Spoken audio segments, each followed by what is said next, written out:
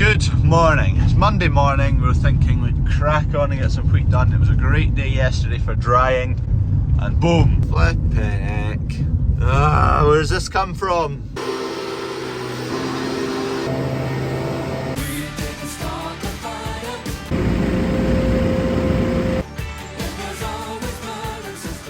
That is the last of the wet wheat going through the grain dryer there. We'll still have wheat to cut. Fairly expensive drying fee on that. Came in and probably averaged about 19 and a bit percent. So we have to dry that down to 14%. I think we've used just shy of 8,000 litres of kerosene to dry all that, which works out about £10 a tonne to dry it. It's got to be done. That's why farmers don't like wet weather at harvest time. Imagine we were combining all that 14%. We don't have £10 drying charge. That £10 is purely cut off the profit line. It's a wet workshop kind of day. Stone grape time. Am I ever going to get this finished? Who knows? Rub down, ready for paint. Let's get the wired one.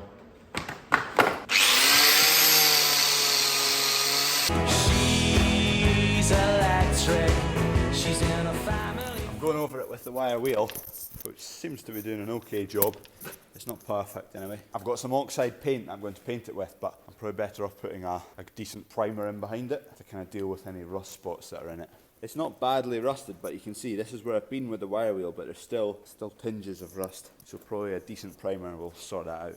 Dad and I are heading off to yard 4. Lorry just on the way for a load of round bales, and there's also some square bales that are here we're going to take back to yard 4. I just need to yoke this up and then I can head along the road. We're off. I also went and picked up some oxide primer. So I've got top coat, but I didn't have any primer, so I'm now ready to paint, other than a wee bit more rubbing down and prep. Lorry is here. That's the bales that are going on it. There's not enough there. We'll need to grab some more from yard 3. Anyway, Dad's just coming with these square bales, so I'll get them unloaded first. It is absolutely horrid weather.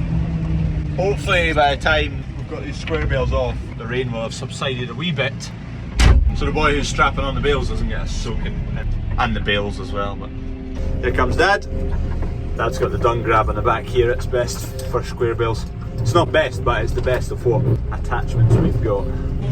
Dad picked the Dove job. It is sodding wet. Tell you what, it's bone dry in here.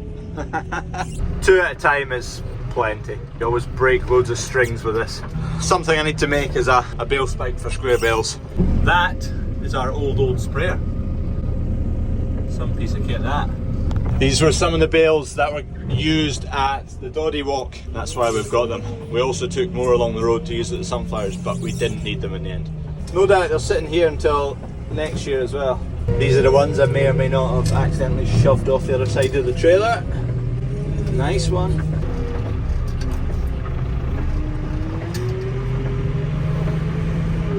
There's an old winch frame in here. It's not ours, but it's been sitting there for 5-6 years, so I don't think the owner's having it.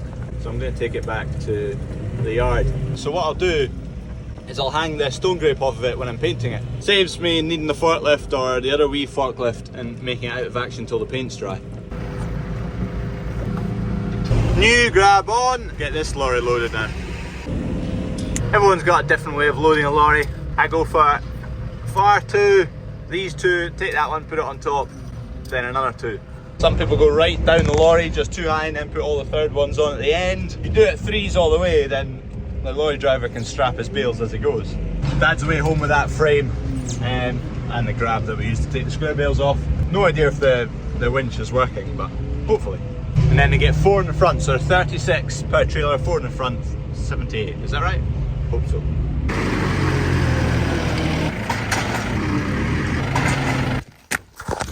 Right, we'll get shifted to yard 3 where we need 8 bales. Not very many.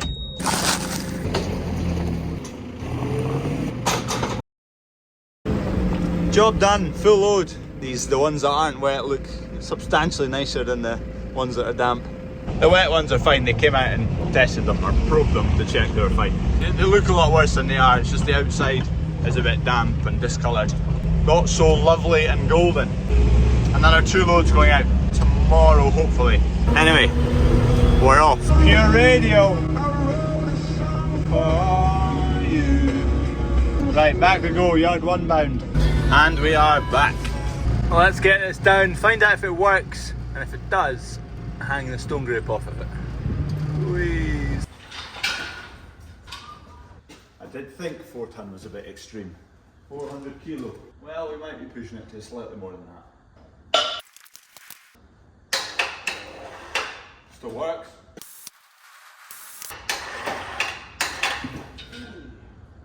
I'm going to stand out the way.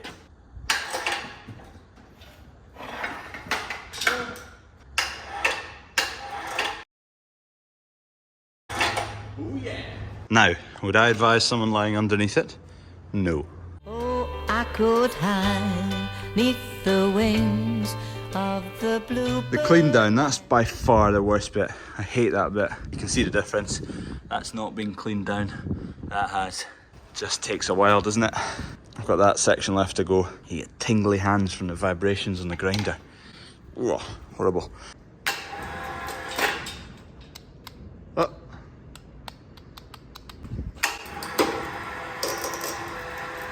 On the day we sweated out on Time for degreaser.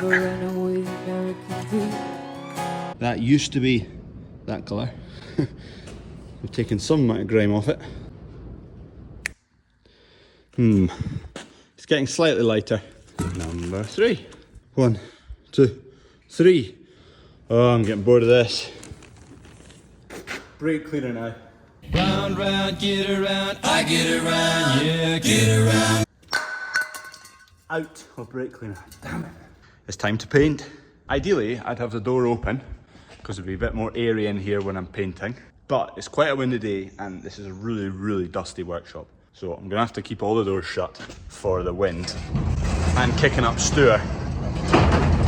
I've not got the best of masks. I have got another mask in the workshop which is quite beefier. We'll put that on. Right, 1 to 10 ratio. 10 parts this to 1 part white spirit. Roughly speaking, I should be measuring this out, but I need about a centimetre. Let me mark a bit. There you go, up to that wee line of white spirit, and then we're 1 to 10 roughly.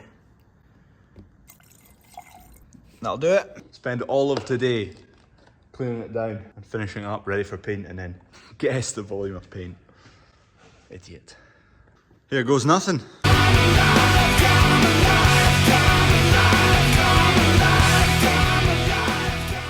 Phone's almost dead, but there we have it. First coat is on. That's all the hardest bit done now, because I don't need to prep anything. All the steel is now covered up, so it's not going to rust like that in a flash. It's a wee bit later to when I painted it, but see how it's a matte finish. So I just need to make sure the grey that I've got is a gloss finish. Gloss as in, that's obviously wet, but it's gloss as in it's shiny. Matte as in, it could do with as many layers as possible to cover up all the horrible welding. And the weight blocks, they are all rusty and whatnot. I would like to paint them. Am I going to? Probably not. Weights on there. I've got a toolbox coming. I fired an email to a company and said, fancy sorting me out a toolbox for this? They said, yeah, no bother. And they're actually going to give a discount to people who want it, a wee discount code for 10%. So that's coming soon. I think I'm going to position it in the middle there, down below. Just a place to put plough bits, new points for the plough, bolts, spanners, impact gun, blah, blah, blah, blah, blah, for when you're out ploughing with this. Any other suggestions before it goes out? I can still bolt stuff onto it. I'm going to bolt the toolbox to it. So any other suggestions what I can add to it before I finish it completely. We'll let that dry and we'll see you in the morning again. Cheers for watching.